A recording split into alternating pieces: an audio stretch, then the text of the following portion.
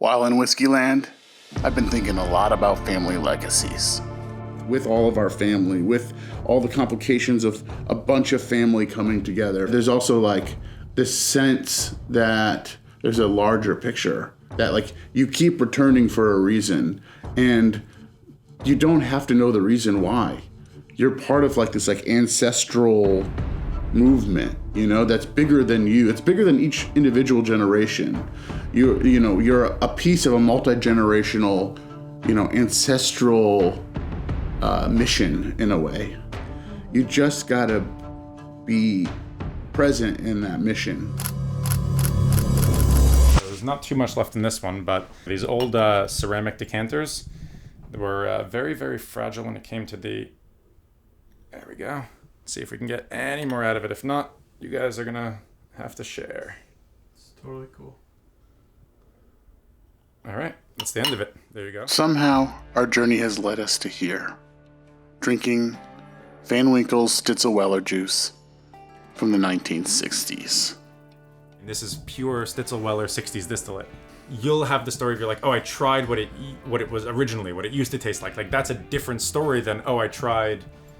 the 2023 release of the 15-year. It's like, okay, like, was it that different from the 2022 release? Was that, like, this is a totally different experience and a totally different distillery and, like, just all in all, just a different whiskey. I mean, it smells fantastic. Yeah, I would say, but listen, try it. If it's absolutely bad, you can blame it on the Van Winkles. No, I'm kidding.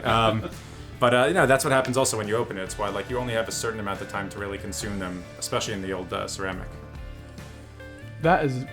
weird. Good. Yeah, no. It's like light butterscotch caramel. Like it's light is the Yep. word. Yeah. And part of that is the fact that it's only 7 years old.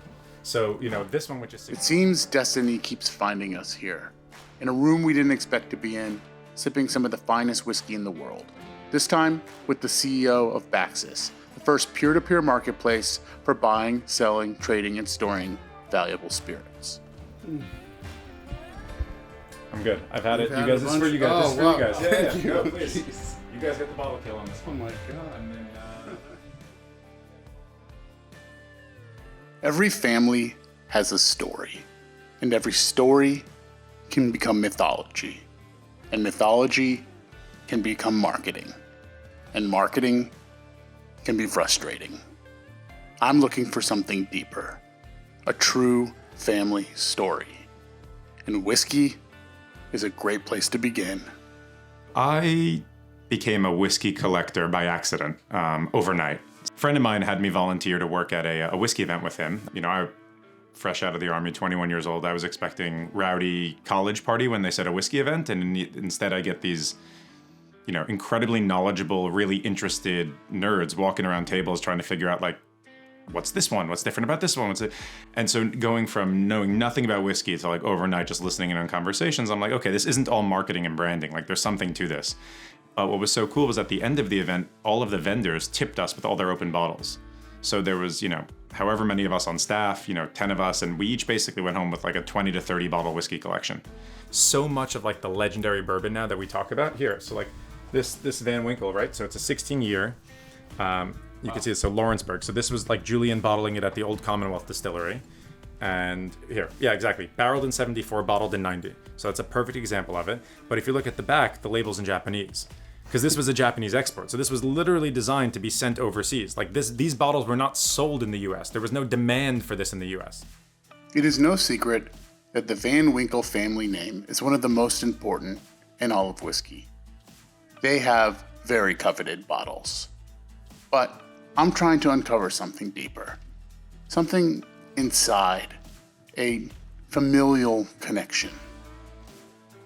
So the Pappy brand didn't exist then. Like, this is 1990. This was just so the Van Winkles had owned Stitzel-Weller. They were doing the very old Fitzgeralds and other brands, and then like the Van Winkle was basically like, we call it the private family select, but that's really what it was. It was like, hey, these are the whiskeys that are these are our absolute best whiskeys that we're just saving for our family and friends to drink. Mm-hmm. And so the original wasn't like, oh, branding.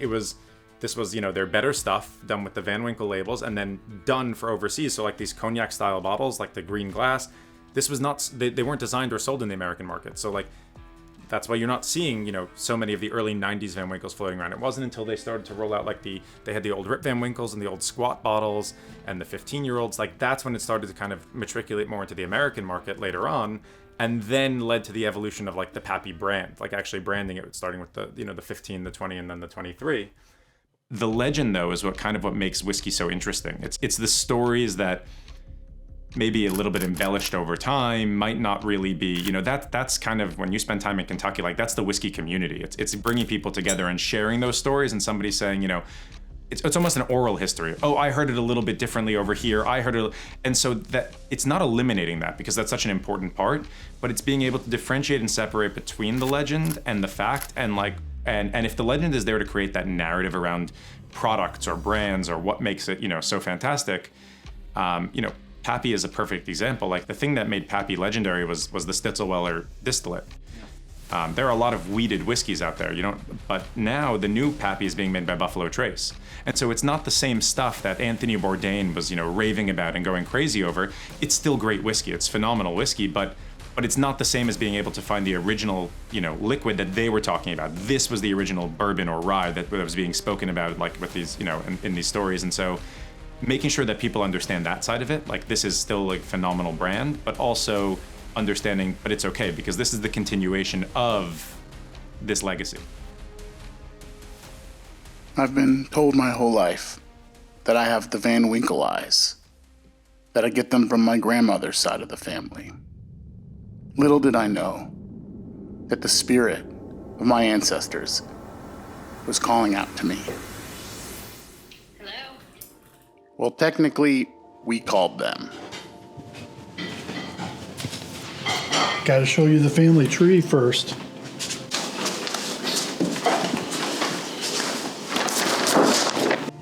Oh, so it's one of those moments where we're sitting around talking about bourbon, and I remembered that my mom's grandma was a Van Winkle. I thought, what are the odds? Well, I've been saying I have Van Winkle eyes, or people have been calling me saying I have Van Winkle eyes. Yeah. So we called Uncle Frank. Nope. John, Uncle John, mom's brother. your mom's brother. And he had been doing genealogy. At the same time? Yeah, just by chance, right? Yeah. He prescribes to a program that you can do this. Subscribes. Uh-oh. And so we asked him to put it in just to see if there was any connection. Yeah. And it turns out there is. Hello? Hey, is this Louise? Hi, yeah. Hi, this is Alec and Ryan.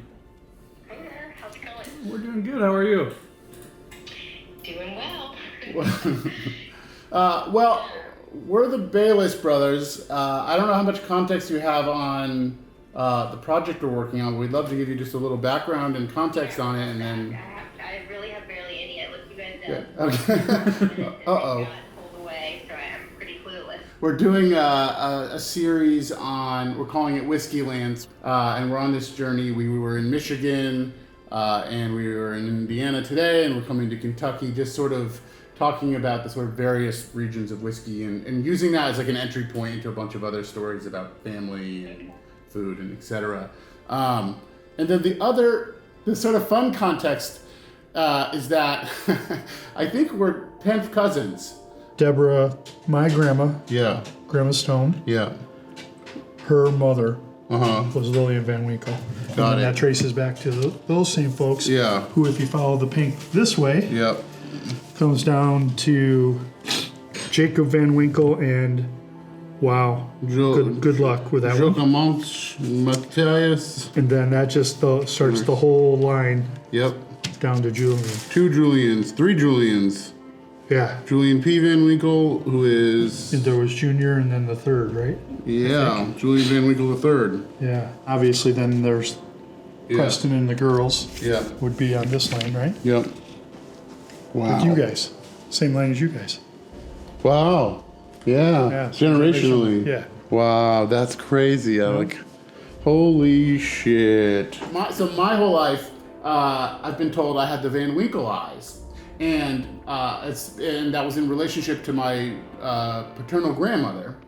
She also has the Van Winkle eyes, and some of my aunts. That was. What the heck are they a family? That's what we're gonna figure out. Yeah, gosh, well that's cool. Yeah. The least we could do is try to meet with you and talk, and obviously see what you guys are doing, but just kind of put the pieces together. Cool. When are you coming in town? Hello. Hi, Hi. How are you? this is Chenault. Hi. Her dogs. Nice to meet you. Nice to meet you. I'm out. Hi, Al. Nice to meet you. I'm just touring them around the building. Okay, great. Yeah. The whole house. Yeah, the whole, this building turns into a dog kennel. Yeah, daycare. Usually 4-ish dogs. Hi, Danny.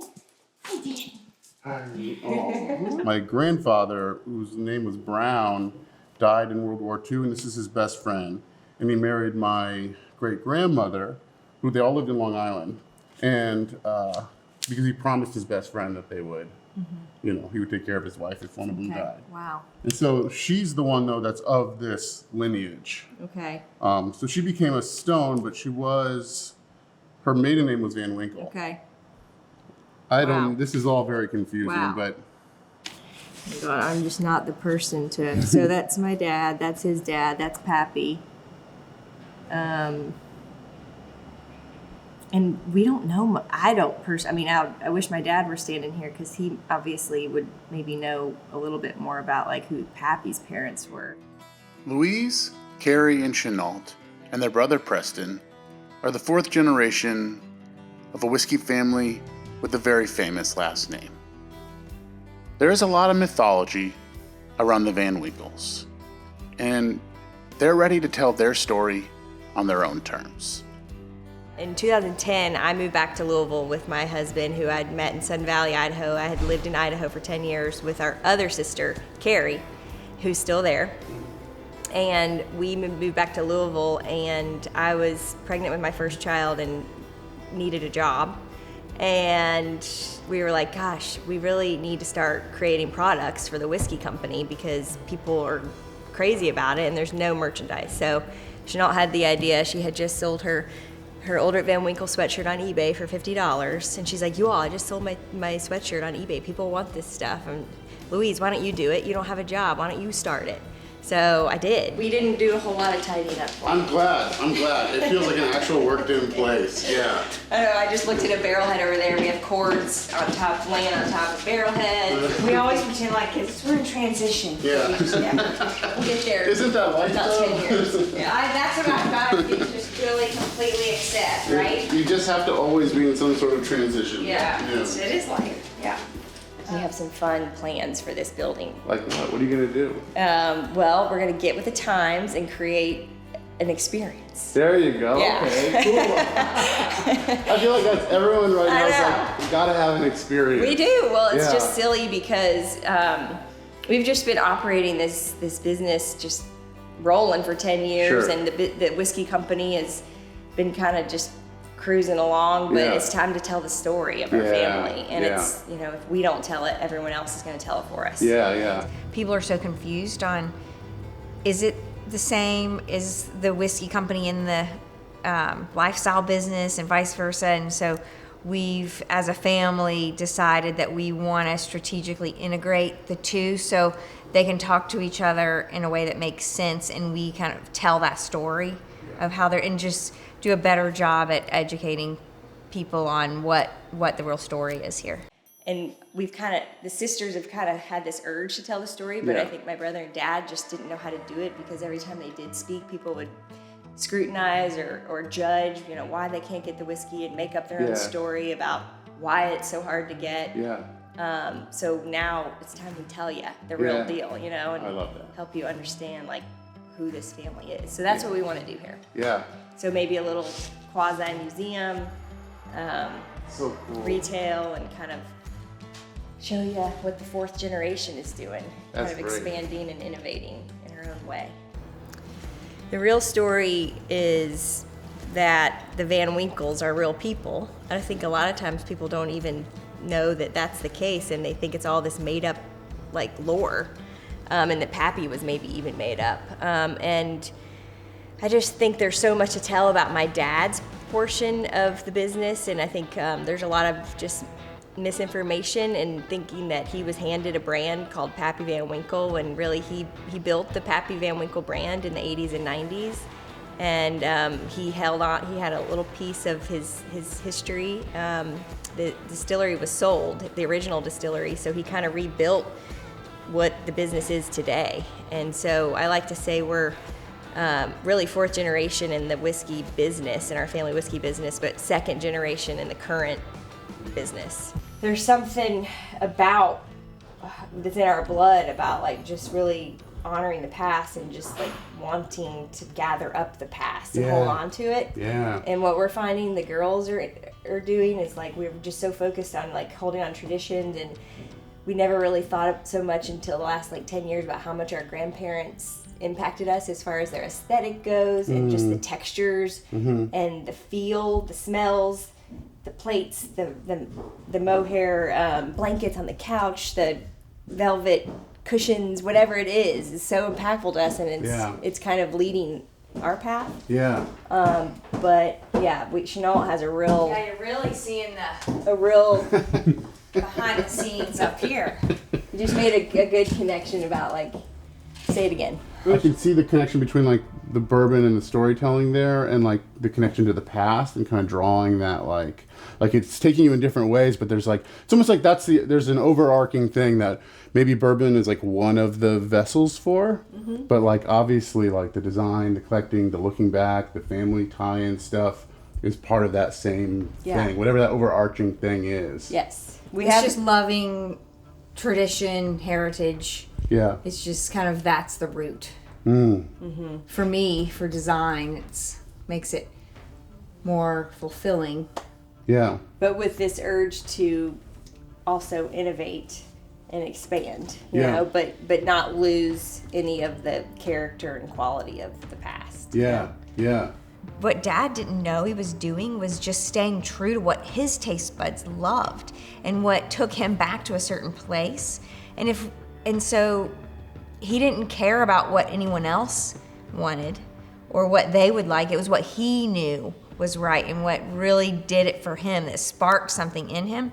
So if we can really stay, use that and really stay true to that, like what sparks us, what really feels like we know it's right in our heart and soul, then people will if the people that appreciate that will come. So anyway, that was like a light bulb moment for me. I'm like, wow, that's what he was doing. That's art. That's creating art right there.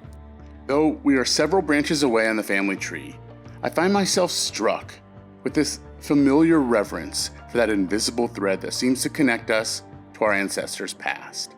For me, it's this connection with a place, a dreamlike state where those that came before us gathered. My karmic mission keeps bringing me here, to the land where my great-grandparents built a cottage in the late 1940s, and where since 1975 an annual Bayless family reunion has been held. This place is sacred ground. Which leads me to another amazing cosmic connection that we have with the Van Winkles. They also spent their summers in northern Michigan. We started going when we were little bitty. I don't know. It's probably, I actually don't know. Toddlers? Yeah, toddlers. Probably we had to get old enough where they could actually leave the house, I guess, because there were 4 of us under 2, but very young kids. My dad grew up going there with his family to this spot in northern Michigan. And so we would load up. We had a boat called the Go Faster Daddy. It was older. It was loaded down with all the bikes.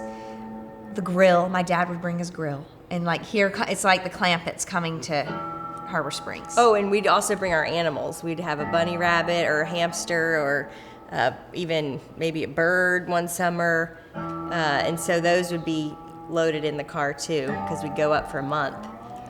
So we rented a cottage, the same cottage year after year. It just kind of keeps you connected. Those roots just run strong. And so seeing our Michigan friends every year and now our kids are creating those relationships every summer too, which is really... Yeah, it's our favorite place on earth, I would say. And the kids are growing up and And whenever we talk about like when you need to take your mind to a happy place, where do you go? It's always where I go. And then it's funny that Think about the blue skies and where the they cold go. water.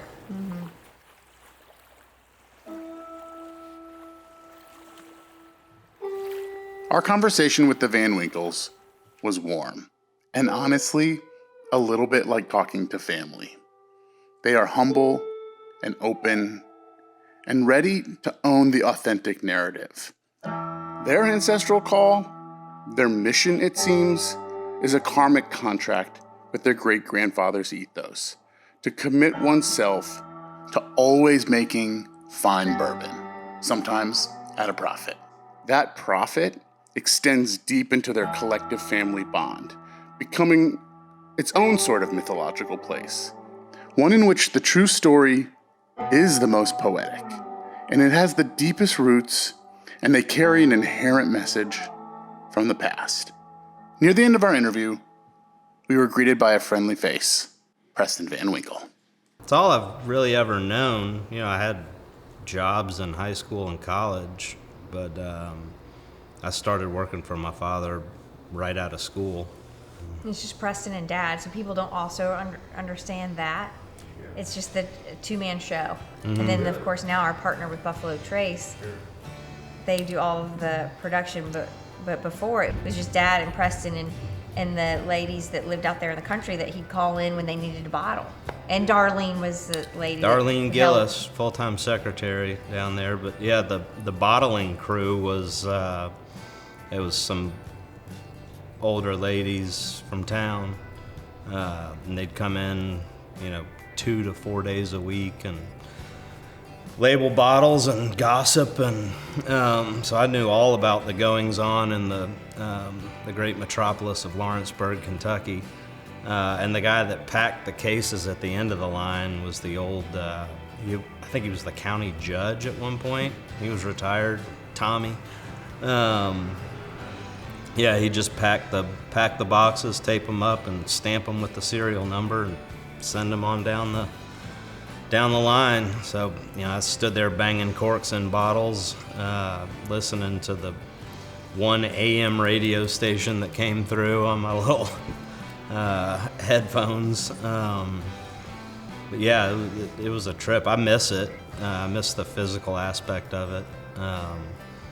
Getting down there and rolling barrels around and getting dirty and just being covered in whiskey and fearing getting pulled over on the way home and trying to explain away the smell. Always kept plenty of business cards handy and I promise, officer, I'm covered in it, but I hadn't been drinking any. Yeah, we allowed other people to tell our story for us for a long time. We just quit doing interviews, and it got to the point where there was so much bad information written by people who either didn't do enough research or made assumptions. And because we weren't doing interviews, it just kind of spun out of control. And the idea behind not doing interviews and not participating was, why publicize something that people are going to have a hard time finding already, and then you put it in front of more people who didn't know about it yet. Then they go looking for it and get frustrated. So now it's, we realized a little while back that it's time to start telling the story, and with the Pappy and Company success, there's more of a story to tell. I believe each generation has a responsibility to carry the torch, but to uncover some new path. And that's just what this generation of Van Winkles have set out to do. Not just with the whiskey company, but their entire family name, their legacy. When we first spoke to Louise about the project, she said she was a little bit nervous that we'd be disappointed just meeting this generation and not meeting her father, Julian Van Winkle III. But to be honest, we're more excited about the Van Winkle mission than ever. This is a great generation, and they are going to do beautiful things. several years ago, a mixed case went for $480,000, and the guy that bought it opened it right there at the table and started passing Sharing. bottles around. Just set them down on the table, and anybody that wanted to come up to his table and try it was welcome. And there were several hundred people there. Wouldn't that be fun to do that? Yeah. That's the fun part is. Yeah, overall, I think the magnitude and the power that the whiskey has as far as fundraising goes is so huge, and it's really overwhelming. And so, long story short, we're trying to really figure out how we can make the biggest impact, knowing the power that this whiskey has in philanthropy.